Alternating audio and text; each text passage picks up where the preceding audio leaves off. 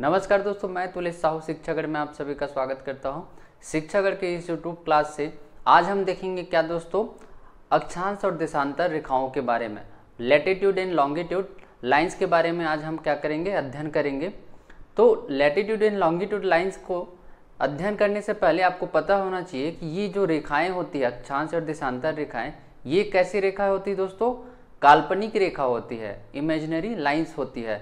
यह एक्चुअल में ऐसा पृथ्वी में इस प्रकार का कोई लाइन होता नहीं, लेकिन हम अपने अध्ययन के लिए, जैसे कि पृथ्वी का अध्ययन करने के लिए हम क्या देखते हैं दोस्तों, ग्लोब मानचित्र देखते हैं। उसमें जो आपको ऊर्ध्वाधर और क्षैतिज दिशा पे जो लाइंस जो दिखती है, काल्पनिक रेखा है। दरअसल ये जो काल्पनिक रेखा है, यही क्या है, आपका अक्षांश और देशांतर रेखाएं। इनके बारे में हम आज अध्ययन करेंगे। ठीक, तो सबसे पहले हम देखते हैं क्या, अक्षांश या लैटिट्यूड लाइंस के बारे में। ठीक, अक्षांश क्या है, लैटिट्यूड क्या है। ठीक, अक्षांश के बारे में यदि मैं बात करूं दोस्तों, तो अक्षांश रेखाएं ग्लोब या मानचित्र पे निर्मित एक काल्पनिक रेखा है। ग्लोब या मानचित्र पे निर्मित एक काल्पनिक रेखा है जो कि पृथ्वी की क्षैतिज सतह के समानांतर पूर्व से पश्चिम दिशा की ओर निर्मित वृत्ताकार वृत्त है।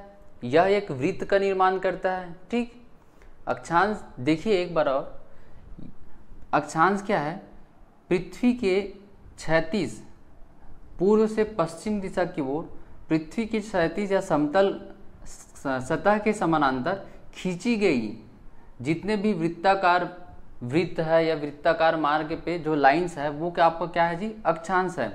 और देखिए, और किसको कहते हैं, पृथ्वी के केंद्र, ये है क्या आपका पृथ्वी का केंद्र, पृथ्वी के केंद्र से कोणीय दूरी पर, कोई भी कोणीय दूरी किसको कहते हैं, आपका एंगुलर डिस्टेंस।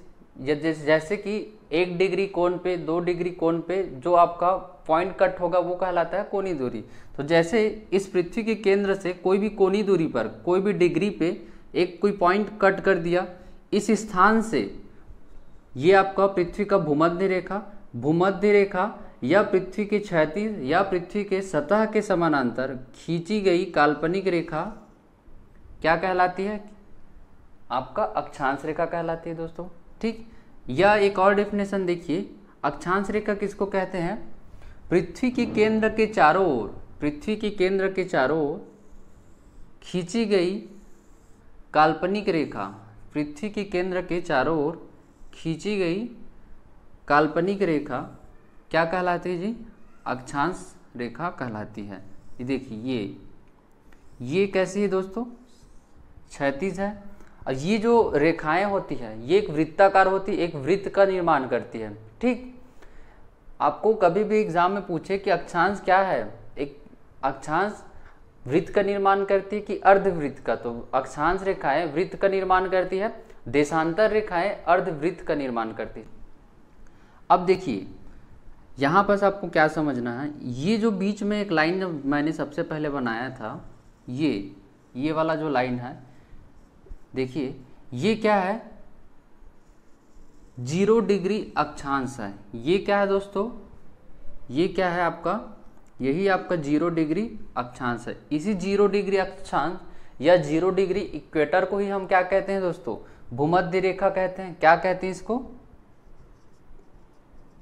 भूमध्य रेखा, या फिर इसको और क्या कहते हैं, विषुवत रेखा, या फिर इसको हम क्या कहते हैं दोस्तों, ग्रेट सर्कल या फिर बृहत वृत्त। अब देखिए, जो भूमध्य रेखा है, ये पृथ्वी को 2 बराबर भागों में बांट देती है। इसके ऊपर वाले भाग, इस गोला का, पृथ्वी एक गोला है ना, इसके ऊपर वाला भाग उत्तरी गोलार्ध, इसके नीचे वाला भाग आपका दक्षिणी गोलार्ध कहलाता है। ठीक, जो पृथ्वी को जब 2 बराबर भागों में जब बांटती है भूमध्य रेखा, तो यहाँ पर कुल अक्षांशों की संख्या कितनी हो जाती है कि पृथ्वी के ऊपर, ये 0 डिग्री अक्षांश है भूमध्य रेखा, तो पृथ्वी के ऊपर कितने अक्षांश रेखाएं खींची गई है, पृथ्वी के नीचे कितनी अक्षांश रेखाएं खींची गई है। ठीक, तो देखिए, पृथ्वी के ऊपर उत्तरी गोलार्ध पे, पृथ्वी के ऊपर उत्तरी गोलार्ध की यदि मैं बात करूं, तो हर एक डिग्री पे क्या खींचा गया है जी, हर एक डिग्री कोणीय दूरी पर क्या खींचा गया है, एक अक्षांश लाइन या अक्षांश रेखाओं का निर्माण किया गया है। तो ये जो अक्षांश रेखाएं, जैसे कि हर एक डिग्री पे खींचा गया है, तो जैसे हर एक डिग्री पे खींचा गया है तो 1 डिग्री 2 डिग्री पे, तो ये 1 2 3 करते करते कहाँ तक जाता है जी, ये पूरा जाता है कहाँ तक, 90 डिग्री तक जाता है। कहाँ तक, 90 डिग्री तक। अर्थात भूमध्य रेखा के ऊपर उत्तरी गोलार्ध में अक्षांशों की संख्या कितनी, 90। ठीक, सेम आपका नीचे दक्षिणी गोलार्ध की बात करूं तो यहाँ भी हर एक डिग्री पे क्या है जी, अक्षांश का निर्माण किया गया है। ये कहाँ तक, ये भी जाता है आपका, ये भी जाता है आपका कहाँ तक, 90 डिग्री तक। कहाँ तक जाता है दोस्तों, 90 डिग्री तक। 90 डिग्री अक्षांश तक जाता है, जिसका एंड पॉइंट कहाँ होता है आपका, साउथ पोल या फिर दक्षिणी ध्रुव होता है। ठीक, ये पृथ्वी का उत्तरी ध्रुव, नॉर्थ पोल, यहाँ क्या होता है, उत्तरी गोलार्ध का अक्षांश का एंड पॉइंट है। समझ आया इतना। अब देखिए, तो अब हमको पता ये चल गया कि पृथ्वी के भूमध्य रेखा के ऊपर और पृथ्वी के भूमध्य रेखा के नीचे, भूमध्य रेखा क्या है आपका, न्यूट्रल, या बोला जाए तो 0 अक्षांश है, 0 डिग्री अक्षांश है। इन अक्षांश रेखाओं के ऊपर या नीचे कितना है जी, इन अक्षांश रेखाओं के ऊपर 90 और इसके नीचे कितना है, 90। ठीक, और जो 0 डिग्री इक्वेटर है, 0 डिग्री अक्षांश है, ये भी एक अक्षांश लाइन है। तो टोटल कितना हो गया, 90 90 180 180 और 181, 181 आपका क्या हो गया, कुल अक्षांश हो गया। क्या, कुल अक्षांश। कुल अक्षांशों की संख्या आपको यदि पूछे, कुल अक्षांशों की संख्या पूछे तो वो कितना है दोस्तों, 181। ठीक, अब देखिए ये जो अक्षांश है उसमें सबसे बड़ा अक्षांश कभी भी आपको पूछे तो 0 डिग्री जो इक्वेटर है, 0 डिग्री जो इक्वेटर या फिर 0 डिग्री अक्षांश है, जिसको हम भूमध्य रेखा बोलते हैं, ये जो 0 डिग्री है वो क्या है, यही सबसे बड़ा अक्षांश है, या वृहत वृत्त भी बोलते हैं इसको, वृहत वृत्त, या फिर इसको ही और क्या बोलते हैं, ग्रेट सर्कल। क्या बोलते हैं जी इसको, ग्रेट सर्कल। अब इसको वृहत वृत्त, ग्रेट सर्कल इसलिए बोलते हैं क्योंकि ये पृथ्वी के बीचों बीच है। अब इसका जो डाया होता है, जो डायमीटर होता है, व्यास होता है, वो सबसे ज़्यादा है।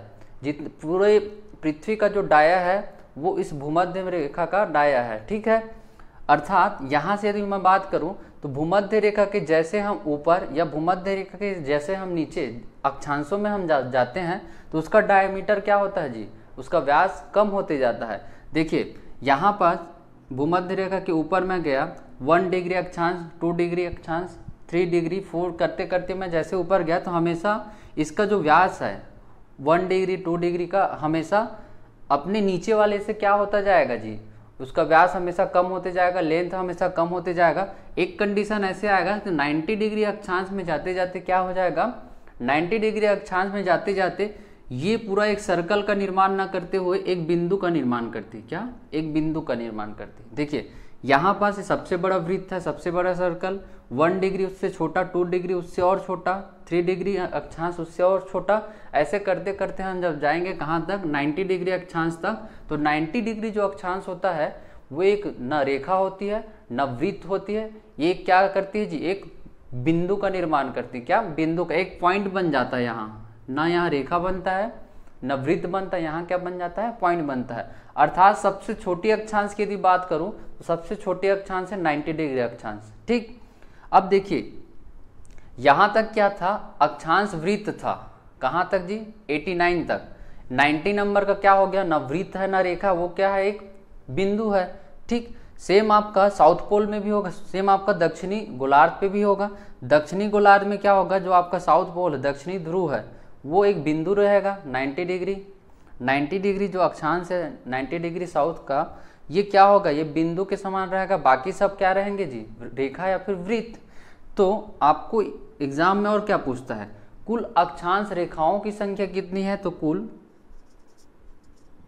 अक्षांश रेखाओं की संख्या हो जाती है, अक्षांश रेखा बोलो या फिर वृत्त बोलो, कुल अक्षांश रेखा या फिर वृत्त।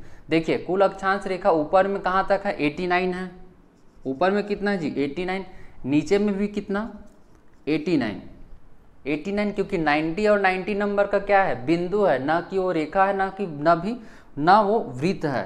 89 और 89 कितना हो गया, उसके बाद देखिए एक बार और, जो आपका जो भूमध्य रेखा है ये भी एक वृत्त है, रेखा है सबसे बड़ा, तो इसको और जोड़ दो, तो ये टोटल कितना हो गया 179। समझ आया? तो कुल अक्षांश रेखा या फिर कुल अक्षांश वृत्त की संख्या यदि आपको पूछे तो कितना 179, कुल अक्षांशों की संख्या पूछे तो 181। इतना समझ आया दोस्तों? इतना समझ आया? ठीक। अब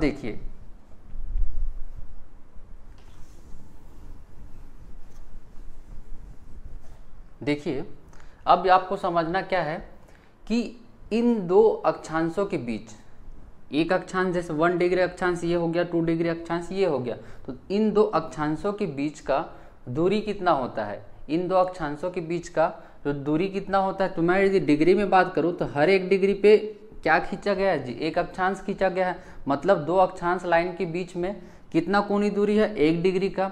यदि मैं किलोमीटर में बात करूं तो 1 डिग्री अक्षांश के बीच का जो दूरी है वो कितना है 111 किलोमीटर। याद रखिएगा दो अक्षांशों के बीच की जो दूरी कितना है जी 111 किलोमीटर। समझ आया इतना? ठीक। अब देखिए अक्षांशों में परिवर्तन क्या परिवर्तन लाता है, ये भी एक प्रश्न पूछता है। तो अक्षांशों में, अक्षांश लाइन में जब परिवर्तन होता है, देखिए ये भूमध्य रेखा है, भूमध्य रेखा के जैसे हम ऊपर जाएंगे या नीचे जाएंगे तो अक्षांश में क्या हो रहा है, परिवर्तन कर रहे हैं। तो जैसे हम अक्षांशों में परिवर्तन करते हैं तो अक्षांशों में परिवर्तन क्या परिवर्तन लाता है जी, तो अक्षांशों में परिवर्तन आपका जलवायु क्या लाता है, जलवायु परिवर्तन लाता है। याद रखिएगा अक्षांशों में परिवर्तन जलवायु परिवर्तन लाता है। अब देखते हैं दोस्तों कुछ महत्वपूर्ण अक्षांश जो लाइन है, कुछ महत्वपूर्ण अक्षांश रेखा हैं, इनके बारे में हम अध्ययन करेंगे जहां से आपके एग्जाम में क्वेश्चन पूछा जाता है। सबसे पहले मैं बता दूं कि जो अक्षांश या लैटिट्यूड को हम और किससे डिनोट करते हैं जी, फाई से। ग्रीक वर्ड, ग्रीक भाषा का एक शब्द है, एक आपका अक्षर है, आपका लेटर है फाई, तो इसी फाई से हम अक्षांश को क्या करते हैं, डिनोट करते हैं। ठीक। अब देखिए कुछ महत्वपूर्ण अक्षांश रेखाएं। सबसे पहले मैंने क्या बताया था, यहाँ पृथ्वी को दो आपकी बराबर भागों में बांटती है। कौन सा, 0 डिग्री इक्वेटर या 0 डिग्री अक्षांश या भूमध्य रेखा, या इसी को हम क्या बोलते हैं विषुवत रेखा, या फिर बृहत वृत्त या ग्रेट सर्कल बोला जाता है। इतने सारे नाम हैं, आप याद रखिएगा। जो आपको जो भूमध्य रेखा है पृथ्वी को दो बराबर भागों में बांटती है। ऊपर वाला भाग कहलाता है उत्तरी गोलार्ध, नीचे वाला भाग कहलाता है क्या आपका दक्षिणी गोलार्ध। समझ आया इतना?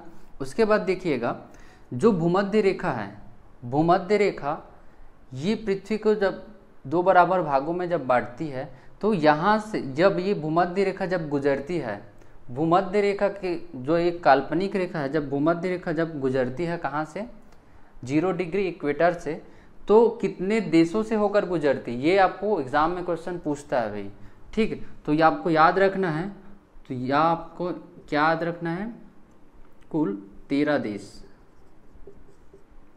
ठीक। भूमध्य रेखा जो है कुल 13 देशों से होकर गुजरती है। कितने देशों से? 13 देशों से होकर गुजरती है। समझ आया इतना? ठीक। उसके बाद देखिए इसके ऊपर है 23.5 डिग्री नॉर्थ, 23.5 डिग्री नॉर्थ। उत्तरी अक्षांश की मैं बात करूं तो हम क्या नॉर्थ नॉर्थ पीछे में या उत्तरी उत्तरी पीछे में लिखेंगे, देख। ठीक। तो हम क्या कर रहे हैं, अब उत्तरी अक्षांश की बात कर रहे हैं। तो ये जो आपका अक्षांश रेखा है जिसका नाम है 23.5 डिग्री नॉर्थ या फिर 23.5 डिग्री उत्तरी अक्षांश, जिसको हम और क्या बोलते हैं जी, ट्रॉपिक ऑफ कैंसर या फिर कर्क रेखा। ट्रॉपिक ऑफ कैंसर या फिर कर्क रेखा। तो ये जो आपका कर्क रेखा है वो कौन से डिग्री पे बना हुआ है, तो 23.5 डिग्री नॉर्थ पे बना हुआ है।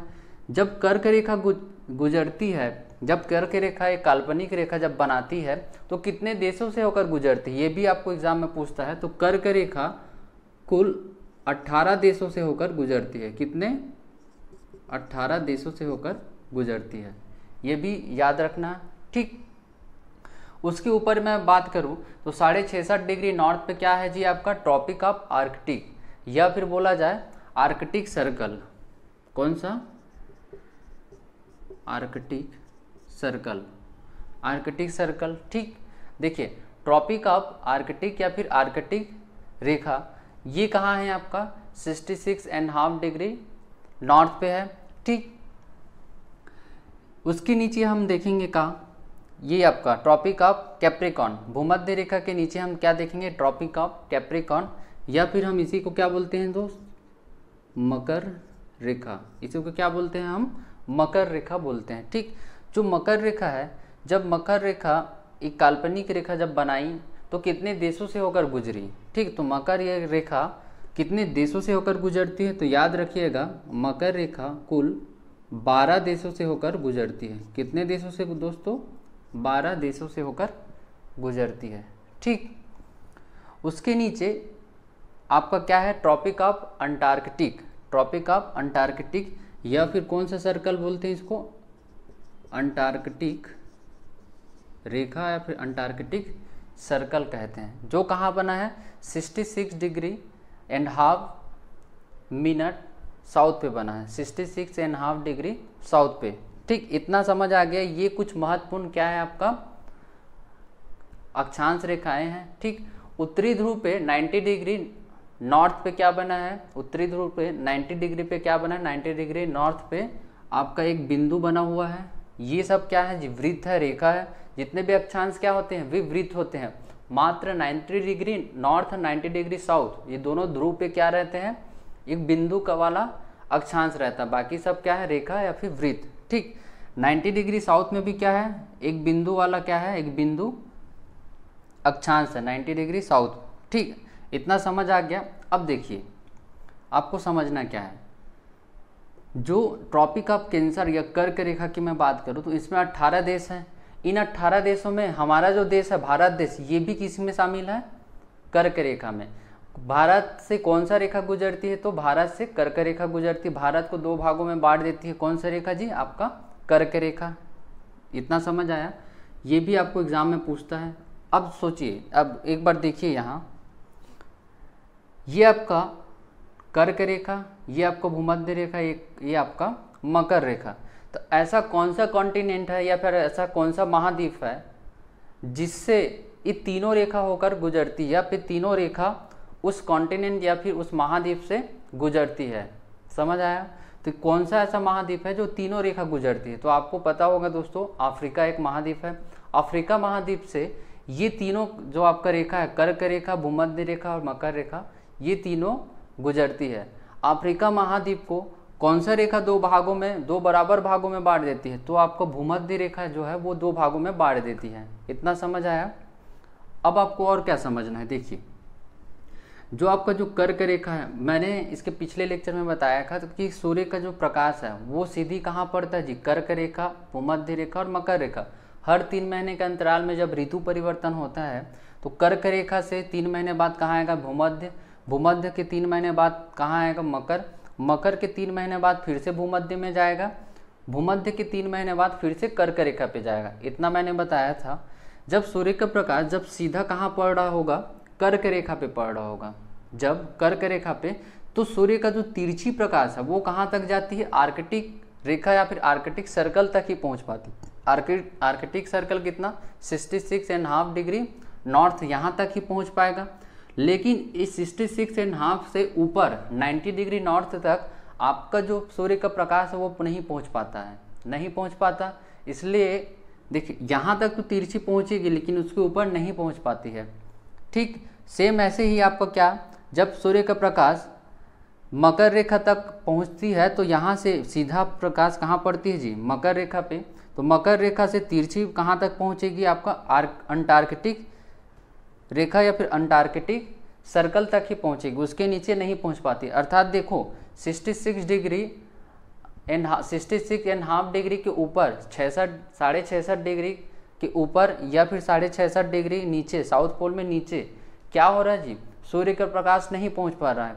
अब देखिए यहाँ जब सूर्य का प्रकाश जब सीधा पड़ेगा, कहाँ, कर्क रेखा पे जब सीधा पड़ेगा तो तिरछा कहाँ तक पड़ेगा, आर्कटिक तक। लेकिन थोड़ा बहुत प्रकाश कहाँ जाएगा जी, थोड़ा बहुत भी प्रकाश कहाँ तक जाएगा, उत्तरी ध्रुव में आपका थोड़ा बहुत प्रकाश पड़ेगा। तो क्या होता है जब थोड़ा बहुत भी प्रकाश यहाँ पास पड़ेगा तो क्या होता है, यहाँ पास उजाला रहता है, उजाला मतलब दिन रहता है।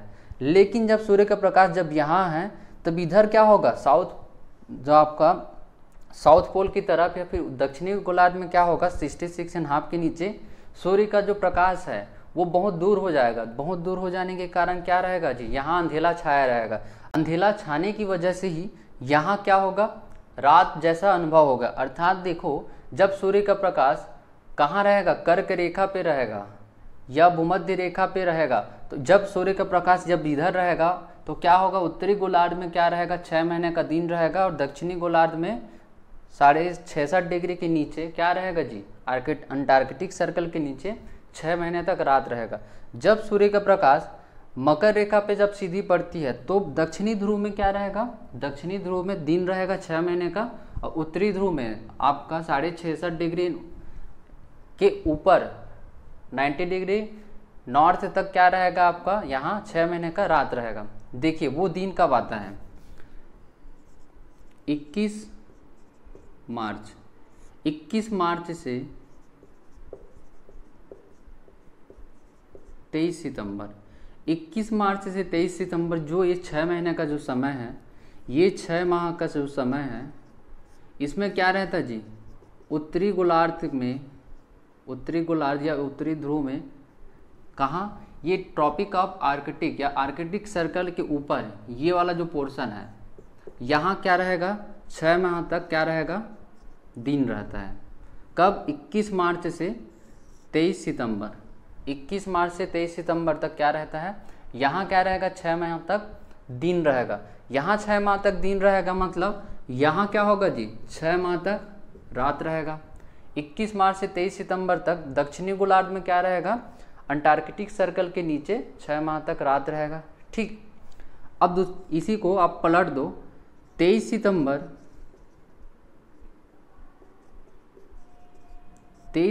से 21 मार्च, ये जो 6 माह हैं, 23 सितंबर से 21 मार्च, ये जो 6 माह हैं, इसमें क्या रहेगा, उत्तरी गोलार्ध में,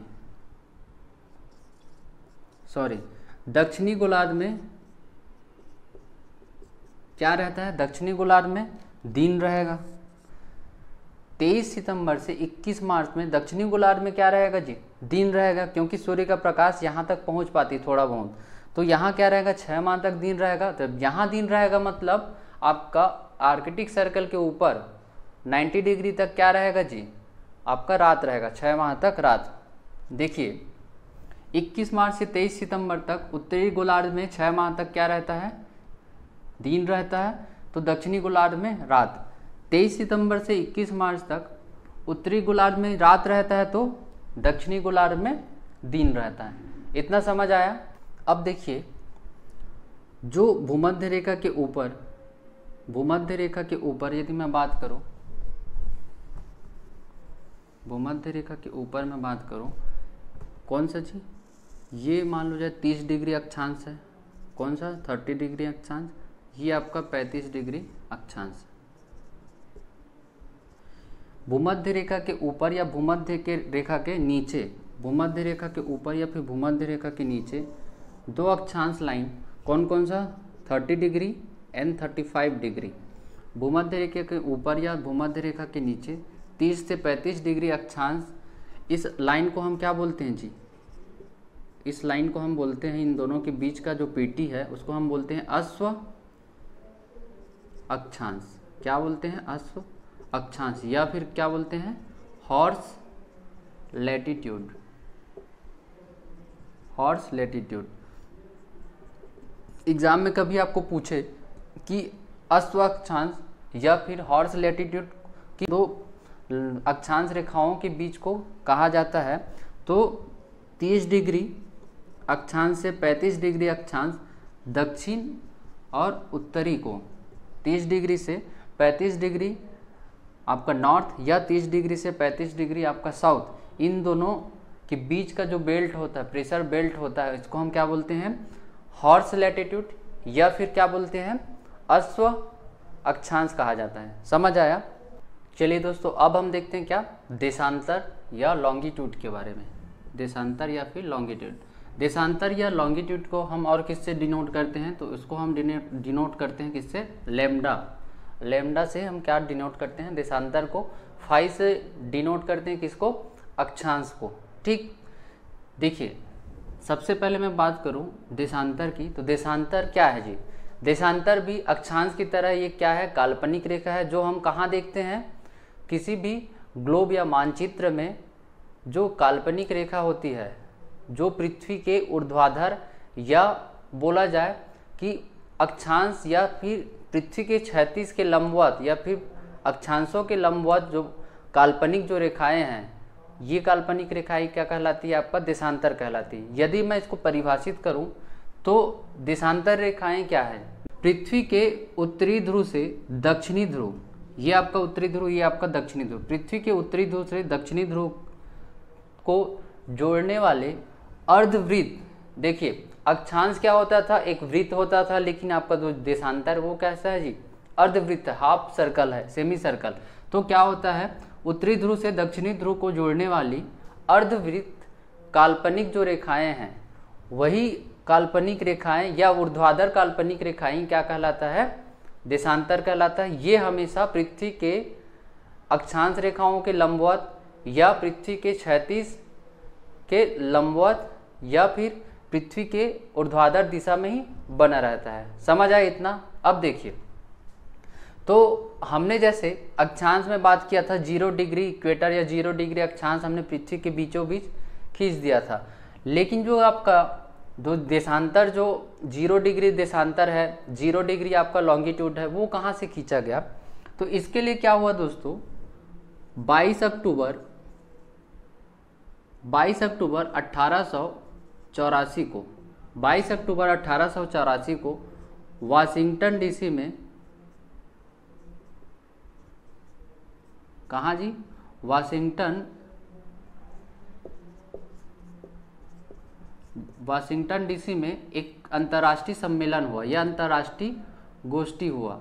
इस अंतर्राष्ट्रीय गोष्ठी में क्या डिसाइड किया, लंदन के समीप, कहाँ जी, लंदन के समीप या लंदन के पूर्व में स्थित, लंदन के पूर्व में स्थित एक शहर जिसका नाम है क्या, ग्रीनविच। उस शहर का क्या नाम है दोस्तों, ग्रीनविच। लंदन के पूर्व में स्थित एक शहर ग्रीनविच, इस ग्रीनविच शहर में एक वेधशाला था, ये एक लैब था जिसका नाम है रॉयल वेधशाला। क्या, रॉयल वेधशाला। यहीं से ही आपका क्या गया है जी, 0 डिग्री जीएमटी लाइन या फिर 0 डिग्री देशांतर। ठीक, आपको याद रखने वाला पॉइंट क्या है, 22 अक्टूबर 1884 को अंतर्राष्ट्रीय गोष्ठी हुआ, कहाँ, वाशिंगटन डीसी में। इस अंतर्राष्ट्रीय गोष्ठी में क्या डिसाइड किया गया कि 0 डिग्री देशांतर लाइन कहाँ से खींचा जाए। तो 0 डिग्री देशांतर लाइन कहाँ से खींचा गया, लंदन के पूर्व में स्थित एक शहर ग्रीनविच शहर, वहाँ के रॉयल वेधशाला नामक स्थान से 0 डिग्री देशांतर लाइन खींचा गया। ये आपका 0 डिग्री देशांतर लाइन है, कहाँ से खींचा गया, जो लंदन के पूर्व में स्थित एक शहर ग्रीनविच के रॉयल वेधशाला, जो कुल कितने देशों से होकर गुजरती है जी, जो कुल 8 देशों से होकर गुजरती है, 8 देशों से गुजरती है, जो कुल 8 देशों से होकर गुजरती है। इतना समझ आया। मैंने इसके पहले क्या बताया था, देखो इस 0 डिग्री देशांतर को और क्या बोलते हैं जी, जीएमटी लाइन। जीएमटी मतलब Greenwich mean time, IST line, international standard time या यूनिवर्स टाइम,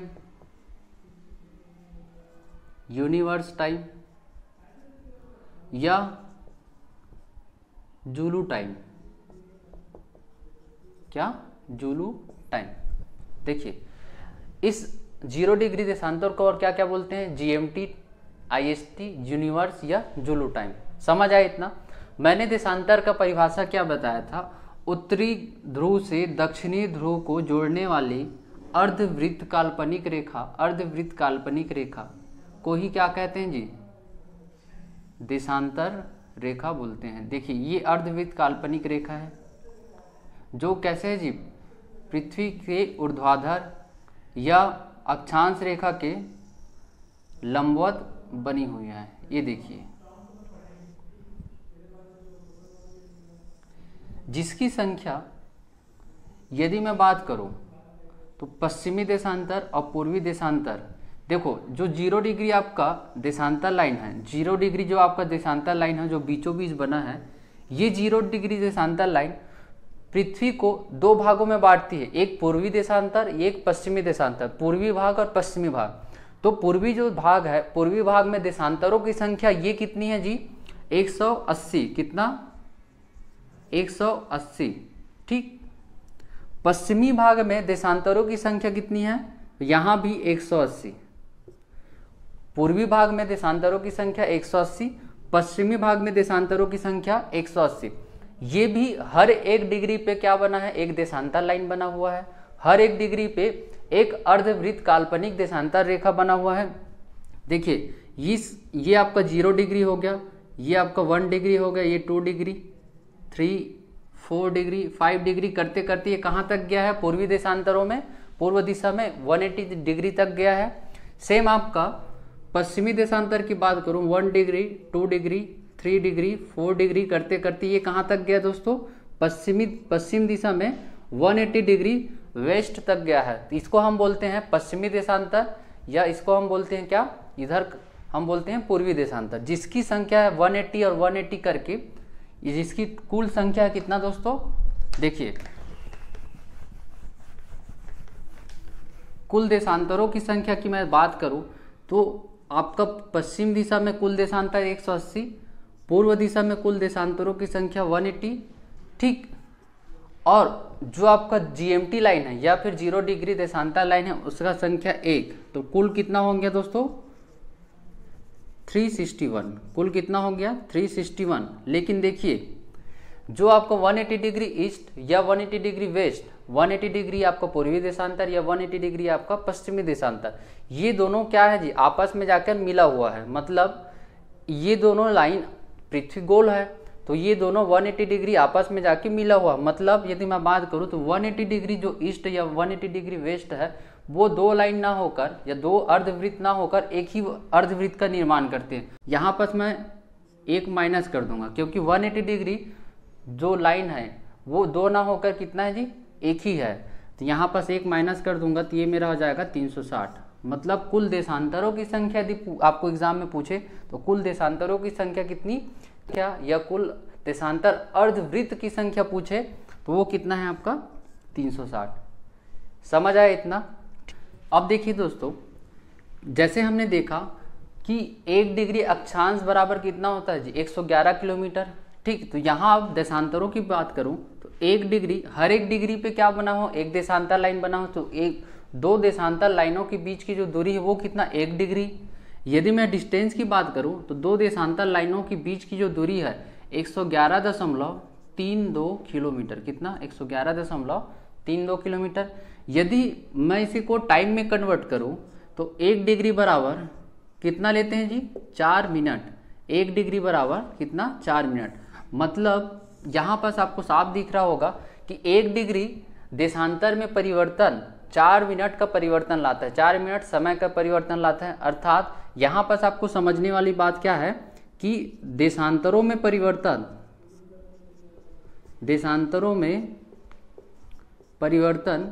क्या परिवर्तन ला रहा है जी? देशांतरों में परिवर्तन क्या परिवर्तन ला रहा है? समय का परिवर्तन ला रहा है। देशांतरों में परिवर्तन क्या परिवर्तन ला रहा है? समय का परिवर्तन ला रहा है। जैसे अक्षांश में परिवर्तन क्या लाता था? जलवायु परिवर्तन लाता था, वैसे ही देशांतरों में परिवर्तन क्या लाता है जी? समय का परिवर्तन लाता है। अब देखिए समय का परिवर्तन कैसे ला रहा है? जो आप ग्रीनविच मीन टाइम है, जो हम 0 डिग्री जो आपका जीएमटी लाइन है, 0 डिग्री देशांतर लाइन है, इसको हम क्या बोलते हैं? Greenwich mean time. Greenwich mean time अर्थात, या फिर आईएसटी क्या बोलते हैं? आईएसटी लाइन बोलते हैं। आईएसटी लाइन अर्थात इंटरनेशनल स्टैंडर्ड टाइम लाइन, अंतर्राष्ट्रीय मानक समय रेखा। अंतर्राष्ट्रीय मानक समय रेखा हम इसको इसलिए बोलते हैं क्योंकि पूरे विश्व का जो समय का निर्धारण है वो कौन सा रेखा करती है? तो 0 डिग्री देशांतर, 0 डिग्री लॉन्गिट्यूड या फिर जीएमटी लाइन या फिर आईएसटी लाइन या फिर यूनिवर्स टाइम या फिर जुलू टाइम, इतने सारे उसका क्या है दोस्तों नाम है, जो कहाँ से गुजरती है जी, आपके लंदन के पूर्व में स्थित एक शहर ग्रीनविच के रॉयल वेधशाला से ही खींचा गया है। समझ आया? ठीक। अब पूरा विश्व का जो समय है, पूरा विश्व का समय कहाँ से डिसाइड होगा, इसी लाइन से डिसाइड होगा। कहाँ से? 0 डिग्री देशांतर से। तो ये पूरे विश्व के लिए यदि एक ही लाइन से यदि समय रेखा का निर्धारण होता है तो क्या होगा दोस्तों, समय में विभिन्नता, समय में परिवर्तन बहुत ज़्यादा देखने को मिल सकता है। इसीलिए हर अपने देश के पास, हर एक देश के पास एक या फिर एक से ज़्यादा क्या है, खुद का एक समय रेखा है, खुद का एक मानक समय रेखा है। उस मानक समय रेखा जो किस पर डिपेंड करती है जी, आपका अंतर्राष्ट्रीय मानक समय या फिर आईएसटी लाइन से डिपेंड करती है। समझ आए इतना? जैसे मैंने बताया कि हर एक डिग्री पे क्या है, एक देशांतर लाइन है। 1 डिग्री देशांतर बराबर कितना, 111.32 किलोमीटर। और 1 डिग्री देशांतर में समय की बात करूँ तो 1 डिग्री देशांतर में परिवर्तन होता है तो 4 मिनट का आपका डिफरेंस क्रिएट होता है। तो 4 मिनट का जब डिफरेंस क्रिएट होगा, अर्थात देखो जैसे ये जीएमटी लाइन या फिर 0 डिग्री देशांतर से मैं पूर्व दिशा की ओर जाऊँगा, पूर्व दिशा की ओर जैसे मैं जाऊँगा तो क्या होगा जी, 4 मिनट का मेरा प्लस होगा। 0 डिग्री देशांतर में अभी मान लो जाए 12 बजे है तो 1 डिग्री देशांतर में क्या बजेगा, 12:04। यदि मैं 2 डिग्री देशांतर में जाऊंगा तो ये +8 हो जाएगा। अर्थात 0 डिग्री देशांतर में 12 बजे है तो 2 डिग्री देशांतर में कितना बजेगा जी, 12:08। मतलब हर एक डिग्री में 4-4 मिनट क्या होते जाएगा, प्लस होते जाएगा। 4-4 मिनट क्या होते जाएगा दोस्तों, प्लस होते जाएगा। सेम आपका पश्चिमी देशांतर की मैं बात करूं तो हर एक डिग्री पे 4-4 मिनट क्या होगा जी, माइनस होगा। हर एक डिग्री में 4-4 मिनट का घटाव होगा।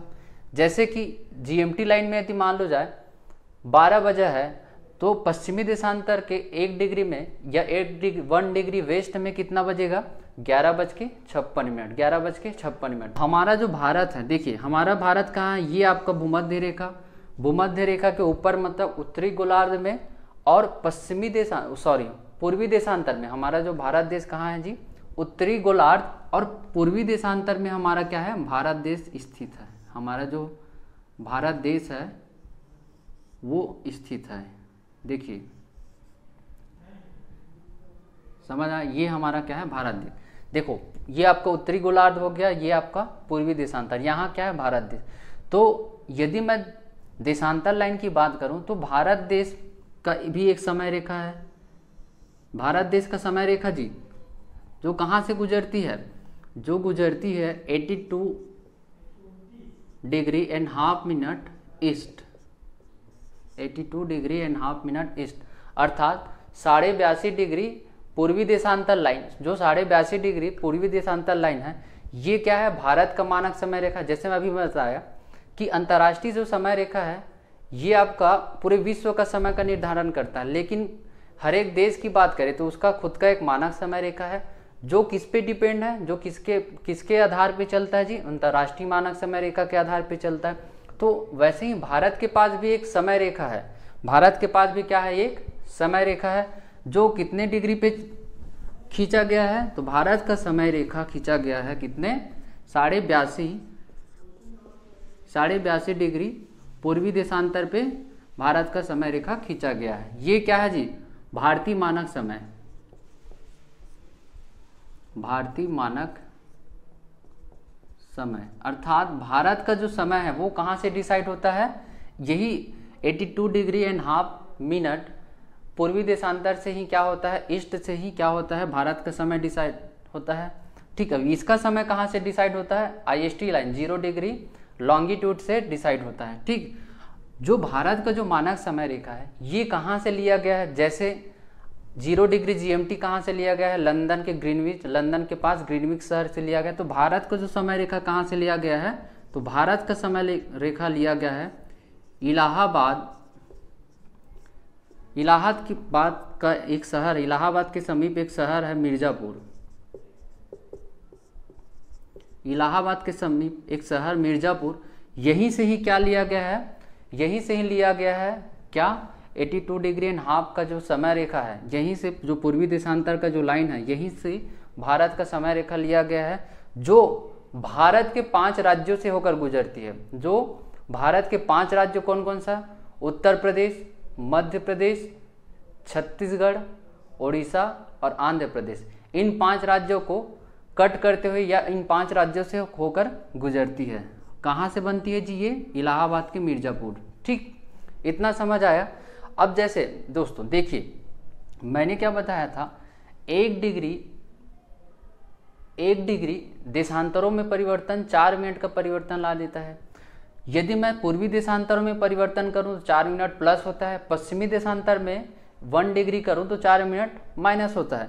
तो हमारा जो भारत देश कहाँ है? पूर्वी देशांतर में है। हमारा भारत देश, यदि मैं बात करूं 0 डिग्री देशांतर से कितना आगे है? कितना आगे है जी? 82.5 डिग्री ईस्ट में है, 82.5 डिग्री। तो 1 डिग्री में 4 मिनट का डिफरेंस क्रिएट होता है, तो 82.5 डिग्री में 4 का मल्टीप्लाई कर दो तो ये आएगा लगभग 5.5 घंटा। कितना जी? 5.5 घंटा। अर्थात अंतर्राष्ट्रीय मानक समय रेखा से जो भारतीय मानक समय रेखा है वो कितना आगे है? 5.5 घंटा आगे है। यदि मैं बात करूं यहाँ, यदि जैसे लंदन में अभी 12 बजा है तो भारत में कितना बजेगा? भारत में 5:30 बजेगा। समझ आया? ये भी कई बार पूछा गया प्रश्न है कि भारतीय मानक समय अंतर्राष्ट्रीय मानक समय या जीएमटी लाइन से कितना आगे? तो 5.5 घंटा आगे है। इतना समझ आया दोस्तों? अब देखिए यहाँ पास मैं यदि बताऊं तो भारत एक देश में देखो, भारत देश में जो आपका पश्चिमी जो राज्य है वो आपका क्या है जी? गुजरात। अब पूर्वी राज्य है आपका अरुणाचल प्रदेश। और पश्चिमी राज्य है आपका क्या? गुजरात। ठीक, तो गुजरात और अरुणाचल प्रदेश के बीच में जो टाइम डिफरेंस है वो कितना है दोस्तों? गुजरात और अरुणाचल प्रदेश के बीच में जो टाइम का डिफरेंस है वो है आपका 2 घंटे का समय अंतराल है। कितना? 2 घंटे का समय अंतराल है। इसको मैं अगले लेक्चर में अच्छे से बताऊंगा। ठीक, जब हम इंडियन जियोग्राफी पढ़ेंगे तो इसको मैं डील कर लूँगा। इन दोनों के बीच में ही खींचा गया है क्या? आपका 82.5 डिग्री पूर्वी देशांतर। इतना समझ आया? अब देखिए ये आपका क्या है? 0 डिग्री देशांतर लाइन या फिर जीएमटी लाइन बोलते हैं इसको। ये आपका 180 डिग्री वेस्ट, ये आपको 180 डिग्री देशांतर लाइन क्या है? ईस्ट। ये आपको पश्चिम दिशा, पूर्व दिशा है, 0 डिग्री इक्वेटर। उसके बीच में क्या बना हुआ? इसके बीच में बना हुआ है कुल 180 देशांतर लाइन बना हुआ है। कुल कितना? 180 देशांतर लाइन। पश्चिम दिशा में भी क्या बना हुआ है? कुल 180 देशांतर लाइन बना हुआ है। समझ आया? ठीक, अब देखिए 1 मिनट में, या फिर मैं बात करूं 1 डिग्री में 4 मिनट का डिफरेंस है, तो 180 डिग्री में कितना मिनट का डिफरेंस होगा या कितना घंटे का डिफरेंस होगा? तो 180 डिग्री में कितने मिनट का डिफरेंस होगा, कितने घंटे का डिफरेंस होगा दोस्तों? तो डिफरेंस होगा कितना? 12 घंटे का। 180 डिग्री में कितने?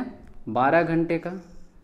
ठीक, पश्चिमी देशांतर में भी 180 डिग्री है, तो 180 डिग्री में कितने घंटे का डिफरेंस होगा? 12 घंटे का। 180 को आप 4 से मल्टीप्लाई कर दो। ठीक, 18 दूनी 36 दूनी 72, ये आपका आएगा क्या?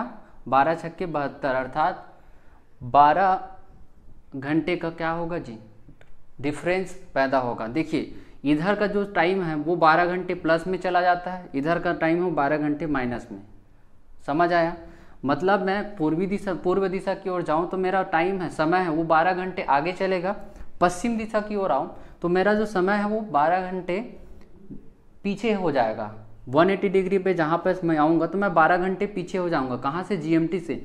यदि यहाँ पर देखो 180 डिग्री वेस्ट और 180 डिग्री जो ईस्ट वाला लाइन है, इन दोनों के बीच में कितने घंटे का डिफरेंस क्रिएट हो जाएगा दोस्तों? तो इन दोनों के बीच में 24 घंटे का डिफरेंस क्रिएट हो जाएगा। देखिए यहाँ पास मैं आऊँ 180 डिग्री ईस्ट में तो क्या हो रहा है जी?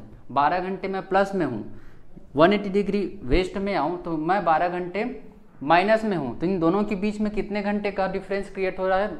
दोनों के बीच में 24 घंटे का। 24 घंटे का डिफरेंस क्रिएट हो रहा है, मतलब एक दिन का क्रिएट हो रहा है, एक दिन का डिफरेंस, एक दिन और एक रात, सॉरी एक दिन और एक रात का डिफरेंस क्रिएट हो रहा है। 180 डिग्री जो लाइन है, 180 डिग्री लाइन, यही क्या होता है, यही जो लाइन है वो एक लाइन है, दोनों आपस में जाके मिली हुई है। तो ये जो लाइन है, ये जो समय रेखा है, ये क्या करता है जी, एक समय का निर्धारण कर रहा है, सॉरी एक दिन का निर्धारण कर रहा है। यदि मैं 180 डिग्री ईस्ट में चले जाऊं या 180 डिग्री से वेस्ट में चले जाऊं तो एक दिन का डिफरेंस क्रिएट हो जा रहा है, एक दिन का डिफरेंस क्रिएट हो रहा है।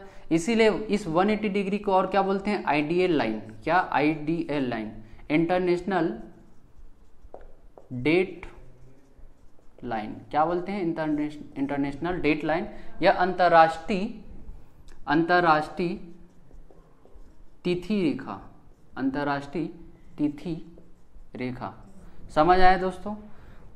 180 डिग्री ईस्ट या 180 डिग्री वेस्ट या फिर 180 डिग्री देशांतर लाइन को हम क्या बोलते हैं जी, 180 डिग्री देशांतर लाइन को हम क्या बोलते हैं, अंतर्राष्ट्रीय तिथि रेखा या इंटरनेशनल डेट लाइन। क्योंकि यही जो रेखा है वो क्या करता है, दिन का निर्धारण कर रहा है। देखिए दोस्तों, आपके स्क्रीन में दिख रहा होगा अंतर्राष्ट्रीय तिथि रेखा का डायग्राम।